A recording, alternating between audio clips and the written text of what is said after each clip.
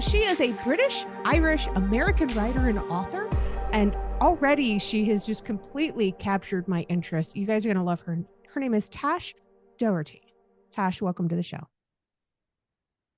Hello. Thank you so much for having me, Amanda. I'm super excited to be here. I'm excited to have you. You've had a really interesting story. I mean, just your travels alone just completely captured my imagination. For the people who don't know, I spent 2 years, 3 months, 28 days, not that I was counting, as a flight attendant. I love to travel. Amazing. That's so cool. I've been to so many places, but you've been to places that I've never been to. So let's get into this. Where are you originally from? Where'd you grow up? I grew up in London, Notting Hill to be exact, which if anybody has seen the movie Notting Hill, it's incredibly famous with the bookshop and Hugh Grant and Jennifer Garner and everything. So I lived there for the first 19 years of my life. And then I moved to the United States in order to study in university. And I also traveled and did a whole gap year during that time as well, where I was mostly writing my novel. Even at 19, I was already still way in the thick of writing things. And then I lived in San Francisco for 2 years, lived in New York for 2 years, and now I live in the sunny and beautiful Mexico City. Highly recommend if anybody wants to come on and travel down here. Oh my goodness. I used to fly into Leon and then overnight in Guanajuato all the time. Oh, wow. It's beautiful there. Oh my gosh. And the people are so friendly. Oh, yes. I love it. Exactly. Viva Mexico. Love Mexico. Did you have any kind of culture shock when you moved there? Yeah, I mean, there's still definitely things that shock me about the culture here, but I love speaking Spanish and I love learning the language. So everything has just been quite fun, really. But I mean, it's amazing. There's a lot of like very historic things that are still happening today. Like I enjoyed going to Temazcals, which is like a traditional Mayan sweat lodge and those kinds of things. So it's amazing the richness and the depth of Mexican history that I just love to get into and learn about. So yeah. Oh, that's so cool. So what made you want to create Miseducated, your blog, your podcast? Yeah, I really well, number one, I wanted to just have an outlet that I could write about, like I have these experiences. I'm a woman. I like to date. I like to, sleep around. And so basically I was just like, I want to have a source and a space where people can go to read the most intimate thoughts and things that I've ever written about or thought about. And another aspect of it is really just like talking about taboo subjects, like female pleasure or different types of random experiences that we have in the dating apps and the dating world. So that's something that I really like to just really get into. And also I think the whole point of it is to make us feel, less alone, basically. So each of us, for example, let's say we go to the doctor, we want to get birth control, we want to have something that's wrong with us. A lot of these things are written down in statistics, and yet we might read a study or we might read about something in women's health in the news, and yet none of us are really sharing our experiences and being like, oh hey, yeah, I use this IUD, or like, I do, or these are my personal experiences with those things. So I really like to bridge that gap between what is the science saying on the statistical level, and then what are we actually experiencing in our day-to-day lives. And I put myself out as kind of like a plow or a little, I don't know how you describe it, like, yeah, just an example of one, basically, and an anecdote that people can look to and be like, here is one woman on the internet, at least, who's going to be completely honest with me about her experiences. Yeah, I love that. And it's so brave to be able to do something like that. I'm sure it's got to be liberating and freeing too, but it's also, I imagine, absolutely terrifying when you first start doing it. You're really putting it all out there.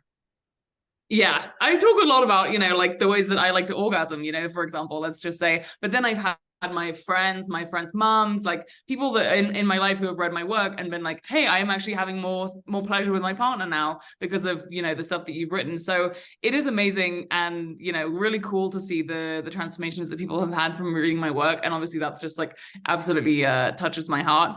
But yeah, I think actually it's getting more scary. You think that after you publish a couple different random articles about like pegging your boyfriend and stuff, I don't know how much you want to share on the podcast, but actually with my with my book, and as I'm marketing my book more, it's called These Perfectly Careless Things, and we're going to be doing a quick reading from it soon. It actually gets more scary because more people are reading it, and then it becomes even more stressful. So I thought it would be easier as time goes on, but actually it's just not. It just constantly takes guts. Yes, and courage, and ripping the band-aids off constantly. So oh yeah, absolutely. And there's a lot of that goes into healing from traumas and stuff too. You constantly have to rip Yes. those band-aids off. You cannot find yourself in a place of comfort because you're going to be comfortable for the rest of your life in your pain when that happens. Yes. Oh So my let's talk a gosh. little bit Yes. about Or your even, past. oh yeah. Yeah. So Yes. What would you like to know? what was the trauma that you had to go through that kind of rearranged the way that you see the world? Well, trigger warning. It's, you know, sexual assault, violence, that kind of stuff. So yeah, about 3 years ago now, I was in Mexico, in Oaxaca, the city of Oaxaca, and I was walking through a park. And also, this is the very ironic thing about this is that I was walking up the hill. I was thinking to myself, I don't know what I'm doing. Like, universe, give me a sign. And actually, since then, I have been incredibly hesitant to ask the universe for anything, because actually you're really in danger of something terrible happening, and then getting that course correction, you know, story that you need. So basically, this was about midday on a Wednesday, and I got to the top of the hill in this park, and I was looking out over the really beautiful view of the mountains. And then I turned around to my right side, and a man was walking out of the bushes, and there was nobody around. You know, it was just me and him. And a couple things escalated from there. He had a gun in one of his hands, and in the other hand, he was masturbating. So immediately, you know, you go into you without even realizing it, you go through 50 different scenarios of how the frick I'm going to get out of here without being raped, basically. Yeah. And so I decided, you know, in that split second, I decided not to scream, not to shout, not to run away. I was like, and I remember, you know, kind of rolling my eyes and being like, well, I guess we better, you know, face the situation, like, let's fucking go, kind of thing. And it was actually really interesting because I negotiated with him in Spanish, number one. And there's a couple different, do you want me to go into also the lessons? I can go into the lessons as well Yes, that I absolutely. put together here. Okay, so basically I went to business school, so I'm like a, you know, nerdy businessy lady, and we even did whole classes on negotiation. So I am like ready. I'm like getting all my mental, you know, stuff that I've learned in business school together. And one specific book that I read by Chris Voss is called Never Split the Difference. And he's a former FBI, you know, hostage taker, negotiator kind of guy. He's dealt with really, really difficult, you know, violent and crazy situations. And so he has a bunch of tips in his book. And I recalled two things from his book as I was going into my negotiation with this guy. So now, number one was the title of the book, Never Split the Difference, right? So immediately I have decided in this situation, the most important thing for me is to not be raped. Like, I want to come away from this situation. If this man doesn't lay a hand on me, that is the thing that I want to come away with, and I am not going to compromise on that, because I would literally be compromising my body, and I really didn't want to do that. The other thing that I remembered from his book was called the late night DJ voice. And this was basically a technique, you know, when you're dealing with a human who's doing something crazy like this, you know, or you're with a very, very dangerous individual, you want to make them feel as comfortable and as safe as possible. You know, like, you don't want to stress them out, you don't want to scream, you don't want to like get them stressed or irrational, because he's holding a gun. So there's a huge asymmetry of power here. And I need to figure out how I'm going to get him to chill out and not do whatever he's intending to do. So basically, what I did then, you know, is just approach him in a really calm way, you know, literally just face to face, and say in Spanish, I was like, hey, like, he was like, get on the ground and like pull your pants down, basically, like right then and there. And I was basically like, I was trying to shake his hand and make friends with him, because I was like, oh, what are you talking about? Like, let's leave the park. Like, I'll give you my phone number. Like, let's hang out. Like let's chat, that kind of the stuff. You know what I mean? And he was like very confused by that, obviously. But, you know, if you make them feel comfortable enough, that's how you would kind of like. After that, the only thing that I had on me at the time was but the keys to my hotel and 500 pesos, which is about 25 US dollars at the time. And obviously, you know, I'm a white woman, you know, I don't have anything else on me at the time, but I at least have the finances available, the money, the cash to pay him $25.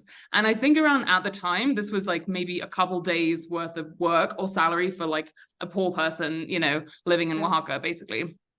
So actually that $25 did actually mean something to him. So I basically negotiated with him and was like, hey, if you promise not to touch me, then I will give you this money. And I held up, the crisp 500 peso note. And he was like, okay, oh, you have 500 pesos? Like, give this to me, basically. And so I did that. And then after that, he was like, oh, come on, like, just quickly, da da da da. And I was like, no, dude, like, give me my money back. Like, what are you talking about? But anyway, that 500 pesos actually meant something to him. And so he, put his dick back in his pants, basically, and walked away. So, Wow. That's the long of the short of it, really. And I mean, I told you some of the major things that, that happened from the story. But one of it is really just to say, like, if $25 really means that much to somebody, you know what I mean? And now living in Mexico, I think about that a lot, because on March 8th, there's a huge women's march every year. And it's all about, women's rights. There's a lot of women who have disappeared in Mexico. And I think a lot about how, if some of those women had 500 pesos on them at the time, just in cash, like, I think a lot of people actually would be, much safer and wouldn't have experienced the things that they had to go through. It doesn't really take that much money. So it's pretty interesting. It's so interesting. I love that you were able to learn about negotiation, though. And that's really what got you out of this. Do you think that more women would find themselves to be in safer situations if they took something like negotiation classes and tactics?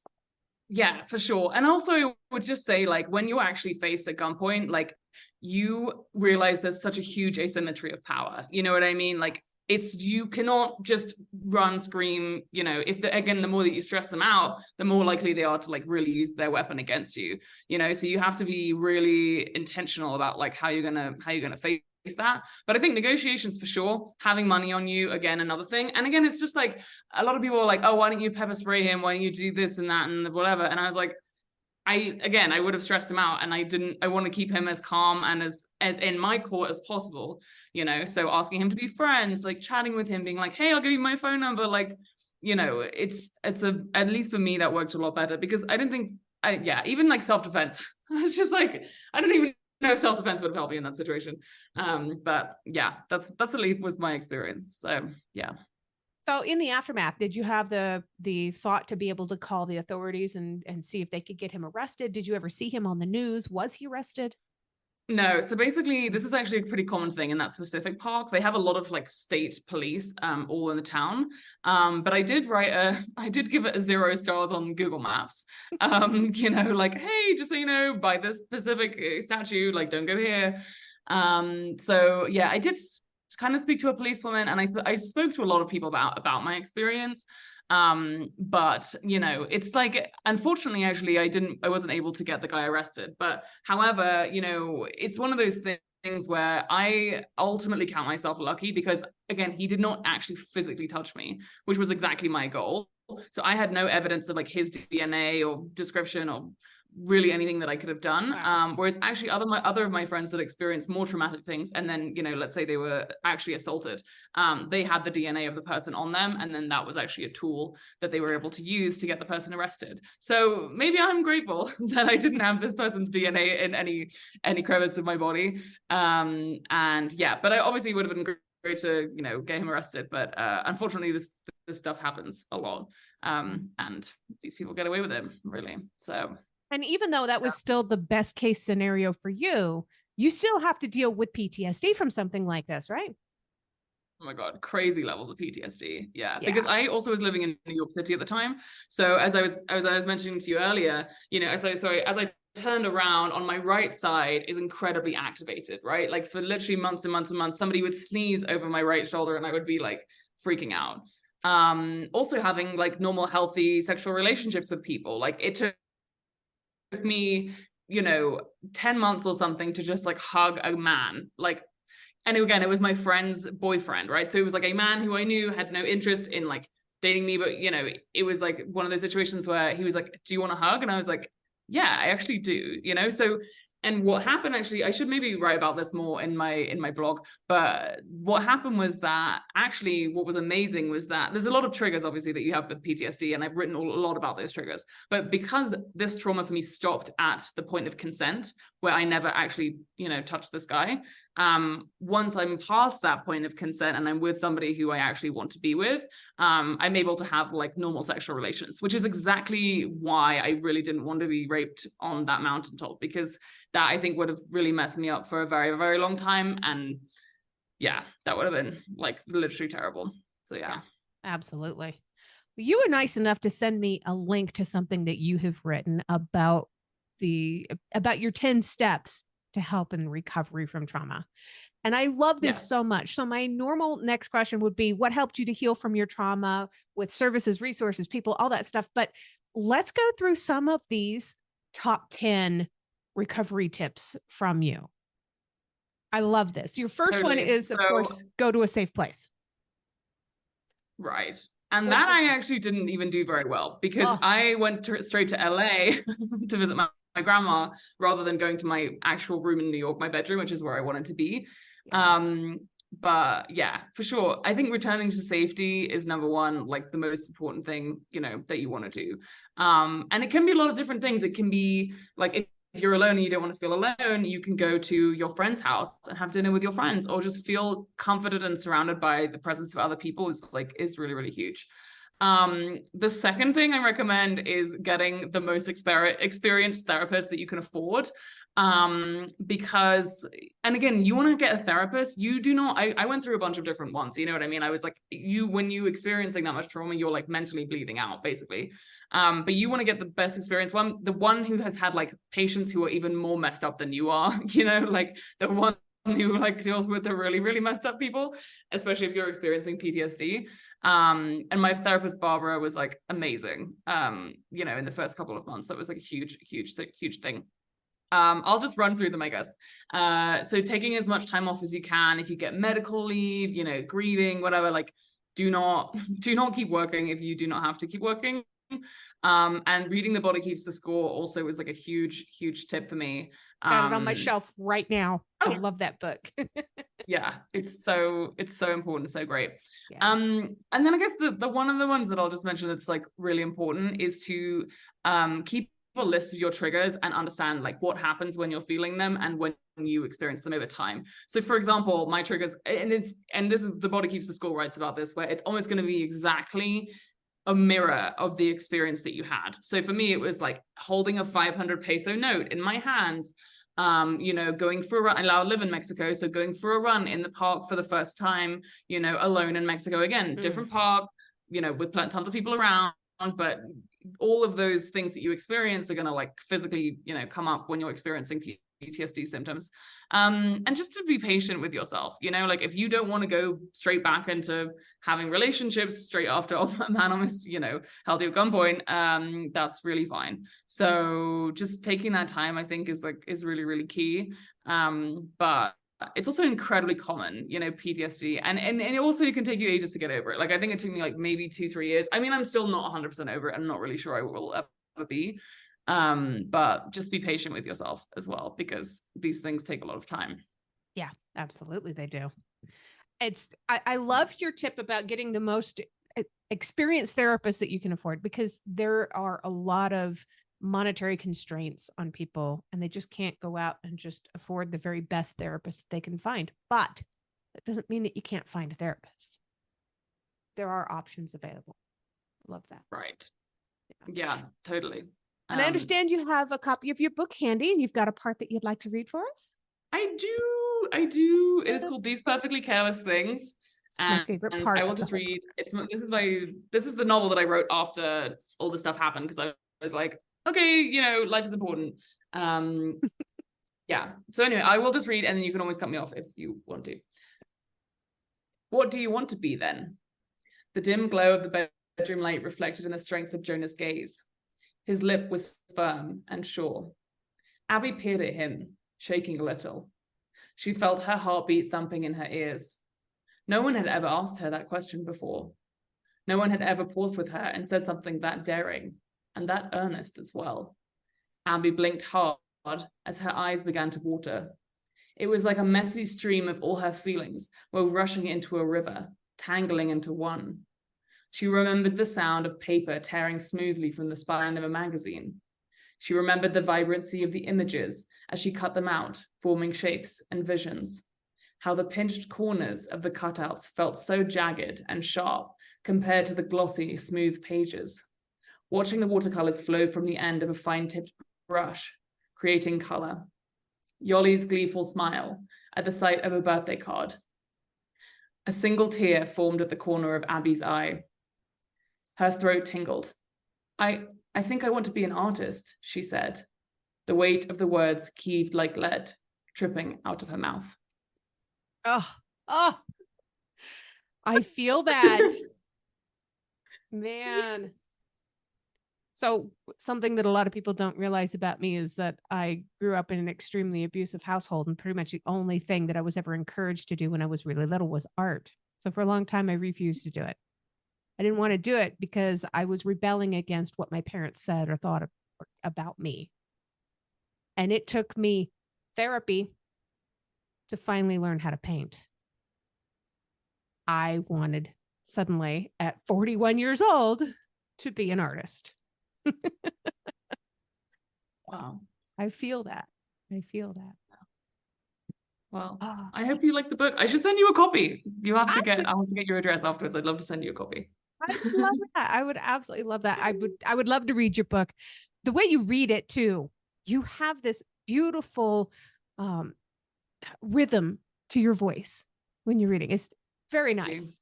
Very, very nice. Have you considered doing it as an audiobook yet? It is actually already available in audiobook, so I'll have to include that link in the show notes as well. And yeah, I think when I just get into reading the book, I go full English, English accent. So I hope everyone loves listening to that. Yeah.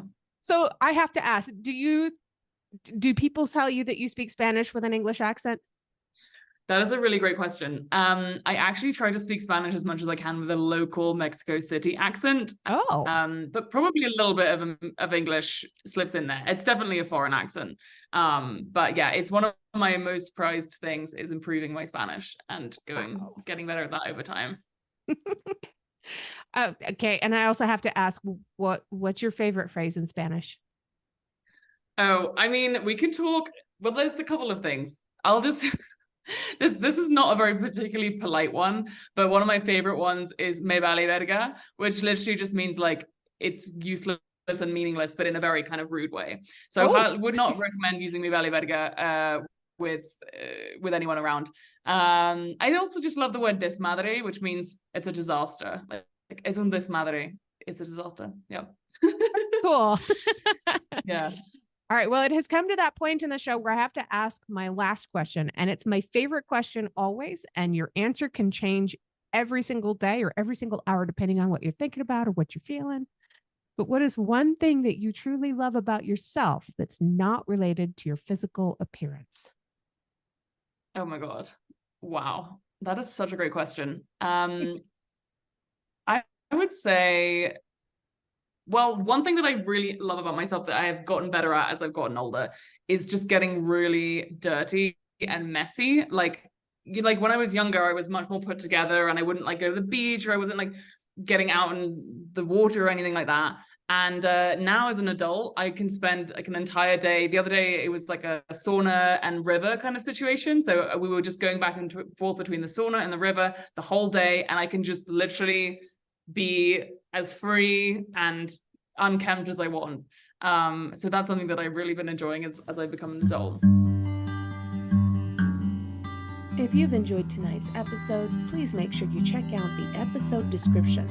You'll find links there on how you can learn more about this guest, links to connect with them on social media, and how to support the podcast. Remember, I don't get paid to do this. My boss is a bit tight-fisted, but I can say that. I work for myself.